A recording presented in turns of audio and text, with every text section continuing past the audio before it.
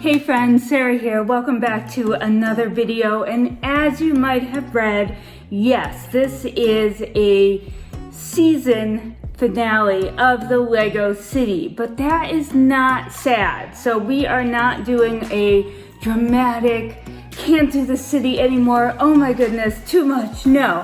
Because what I have in store, at least in my head, is absolutely fantastic, and I want to take you on this fantastic ride with me. So make sure to give a like, make sure to subscribe if you're not following along, because things are going to get crazy. Like, I have so many fantastic ideas whirling around up here that I want to lay out in a city style.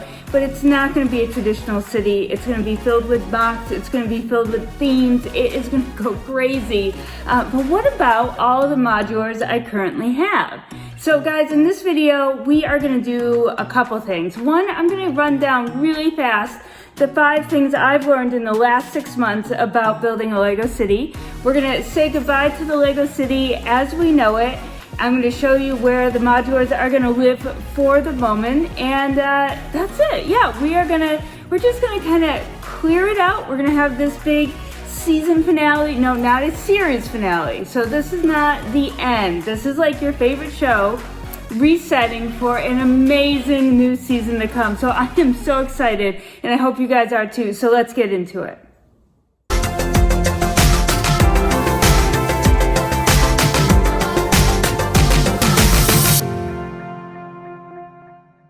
Friends, so it was almost 6 months ago, I believe, that I actually started the city, and I started it off with a video that's like 5 things you need to get started with Lego City. And now 6 months later, I want to share with you 5 quick things, and they would probably make a better, longer video at some point, but let's go quick over the 5 things I've learned in the last 6 months from building a Lego City. So as many of you know, I have all of the original modulars, all 15 of them, and I have alternative builds of several of them. So I actually have something like 26 modulars available to me right now. And oh gosh, I had plans of, you know, just a sweeping mass of tables and this and that and this area and that area, and it was just gonna go crazy. And then you saw an update where I bought a bunch of tables from IKEA. Not the size I wanted, but I just bought a bunch, and then I had a huge layout, and then I was like, oh my God, I can't do this. So the first biggest thing that I learned in my city building journey, at least at this moment, 6 months later, is that I would prefer a smaller city layout. And that's why a couple updates ago, you saw the title, Less Tables, because I moved out a bunch of tables. I put in just 2 that I really loved, and I filled it up. And that made me feel so much more calm. I could just feel the overwhelm leaving my body. There's just not this vast table space that kept saying, oh, you know, at some point we'll get here, at some point we'll get there. No, I just needed to condense it. And I love the smaller city layout. And that's not to say that I can't add to it at this point, because it's, you know, it's constantly evolving. But sometimes, and this is again more for another video, sometimes it's better to start small and add on, then go like, ooh, I'm gonna go purchase 12 tables, and then just be like, oh my goodness, I don't even know where to start. So first thing was that I prefer a smaller city layout. Absolutely, you can get more detailed, etc. Awesome. The second thing I learned, number 2, which you've seen me talk a lot about, I have a lot of videos on, so make sure to check them out, are Mills plates. Modular integrated landscaping system plates. I love them. You can do so much with them, and if you are still in the midst of growing a city, if you have a big city, you want to do Mills plates. No, you don't have to, but I want you to, because I love them. And you know, I'll just show you real quick. Look, this is a one-handed modular hold. This is the alt build of the bookshop. But see, the Mills plate is super strong, and it makes me so happy. But you can do more than that. You can make these gorgeous little scenes, because you can carve down in the middle of the plate. Here is just a basic Mills plate here that I've been working on. I've got a mock in progress. You can make mini Mills plates. You know, this is a 16 by 32, which is perfect to slide in anywhere. And then, of course, You've got your roads, your Mills Road, so you can do a 4-way intersection. You can do a turn, a T intersection. You can do all sorts of things. So I love Mills plates, and I have videos on Mills plates, and I will do more videos on Mills plates because there is so much to show about Mills plates. But I make sure you go and you watch them because it's how to make them, how to afford them, why they're important. Okay. Number 3, and I even made a list here so I wouldn't forget, but number 3 is lighting the city. Like I thought, oh my goodness, I don't know if I'll ever do that, but then I started, wow, small city, I want to go slow. Of course, I bought all the modulars, so was that really slow? Probably not. It's probably what got me so overwhelmed because I found all those great deals, but I want to light the city, so I wanted to change it to Mills. I did an update on that. We're going to change it to Mills, and then we were going to start lighting them. So lighting cities is not all that difficult, but I think it's a lot easier to start from the beginning than when you're like knee deep in 25 modulars or 12 tables worth of stuff. And you'll see this is Brixmax is our favorite at the moment.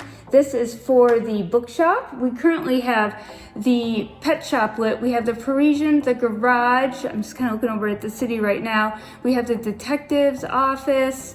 And then we have this one. So this one is what we're going to do next. We're going to do a video on it. We're actually also going to do a live stream on it because a lot of people have questions. Mr. Bins and Bricks is amazing at lighting them. It is not that hard. You can do it. We've tried all 3 lighting kits and we like this one the best so far. So we want to really show you how to do that. And that's one of the things that I learned about city building is that I love the way the city looks lighted, and we need to show you more of that. We just have to figure out sort of how we're gonna put all the connections together so we don't have a bunch of cords running everywhere.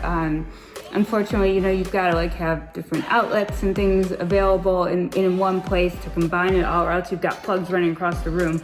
But I love lighting. I love the way they look lit, and if you think you can't do it, you probably can, and we want to help you. So that is number 3. Number 4 on the list is actually MOCs, custom modulars, and rebrickable alternative builds. So I am really into this custom thing. I'm into building my own MOCs now. I didn't think I would be. And now what I really want to do is show you a fantastic custom city, whether it be MOCs or my own creations, whether it be custom modulars that you can find instructions for and then you go to Bricklink and buy the pieces, or if it's an alternative build of an existing set. There are so many options. That is a whole nother video we'll get into, but I wanted to show you my latest MOC. You actually already saw this little part and it's super simple to do. I want to do a little tutorial on that for you, but then I have a bigger modular. Let me move that. And this is actually one of my latest MOCs I haven't shown off. Isn't that cute? I love all the gold. So this is actually modeled loosely off of the pet shop. I kind of made changes wherever I didn't have the right bricks or if I wanted different elements for details. And you can see it is on a Mills plate, of course, and there's just so much awesome gold in it. And I did detail it around the back as well. Let me show you that real quick. This is, of course, again, another video for another day, but I really think that this is fantastic. And that is one of the things that we're really looking forward with this city transition. Because I want to keep the city smaller, keep it more detailed and not super, super expensive, of course, I need to move out some of the modulars to make way for custom creations. So that's one of the things. My city is full right now, and this is the size I want my city to be. So we need to make some changes, and that is where season two of city building is coming into play. And again, it's going to be so fantastic. But that is number 4, is that I want to do more with custom modulars and alternative builds and my very own creations like you just saw. Okay guys, last, number 5 things I've learned. Number 5 is that I want things to be more fluid, more changing, more thematic to the season or the holiday. I really love those things in my own business that I do on my website. It really inspires me. And I need to move the city along in different aspects in different seasons. Obviously, city building is always fluid, but it's at a majority of it is static at the same time. You put the buildings in, yes, maybe you move them around, maybe you add another building, and you add detail and decorations, and I thought that would be enough for me, but I need something even more vast. I need something more fluid, more changing, more exciting, more planning and prepping. You know, I love finding deals. I love shopping on Bricklink. I love shopping bits and pieces.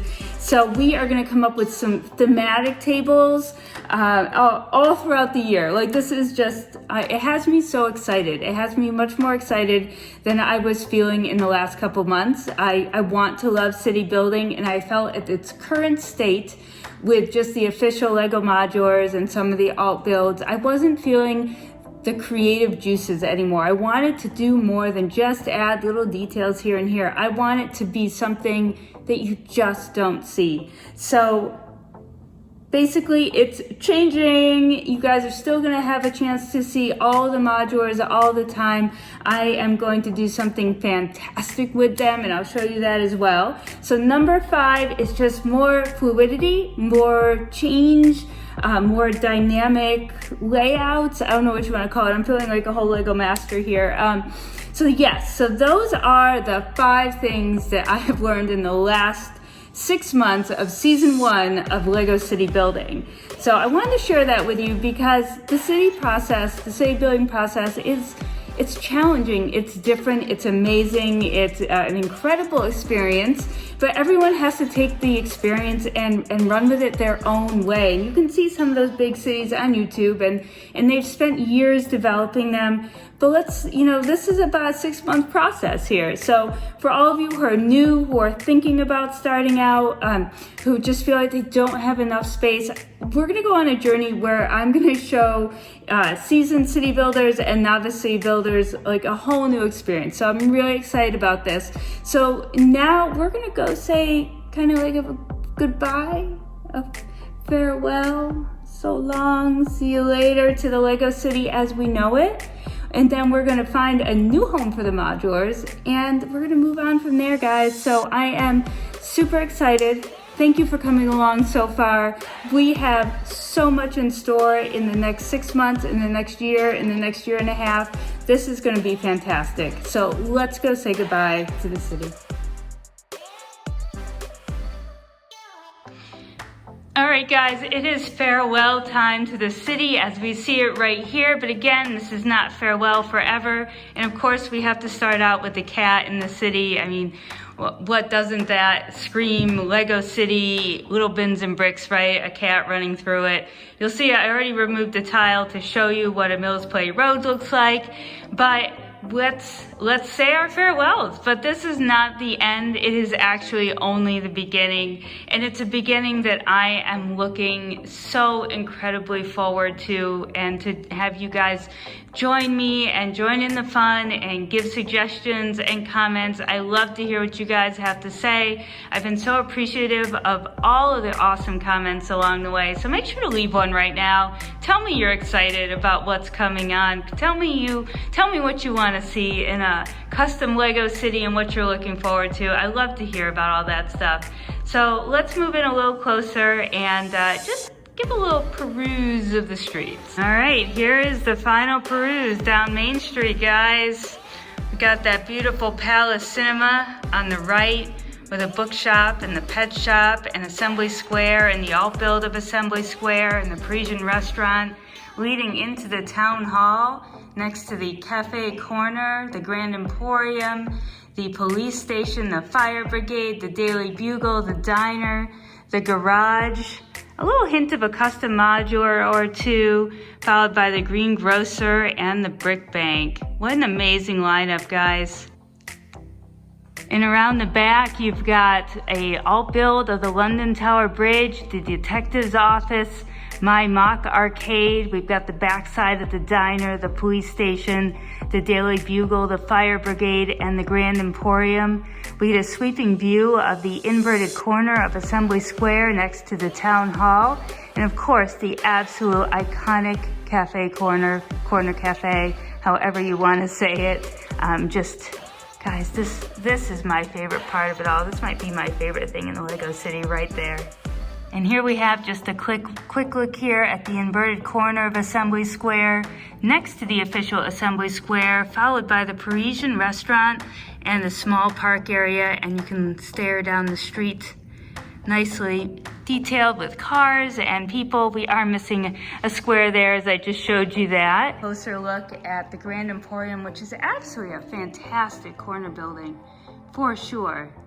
And followed by the Fire Brigade, a classic. And then we have this awesome, super tall Daily Bugle. Look, the kitty's taking her place in the background on the dog's bed.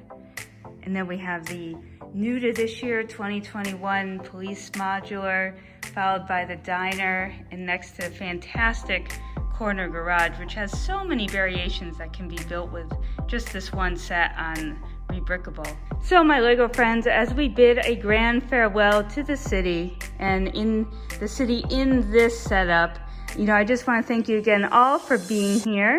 And I hope to actually show off all of these fantastic modulars all by themselves, one by one, at some point to you, just so we can go over each fantastic retired modular and give a bit of respect to each one, because it is such a part of history to have all of these in my collection. I really spent a good amount of time finding the best deals available for each one so that I could have the full collection. And I just finished off my collection with the purchase of the Cafe Corner and the Greengrocer, which are the two oldest ones. So now, my friends, it is time to move these fantastic modulars to another part of the house so that we can get started on these tables with something new. And as you see over here, I do have these white shelves. Sorry for the mess around them. But our friends just dropped off another set of Calyx shelves for us, and I'm going to clean these up a little bit.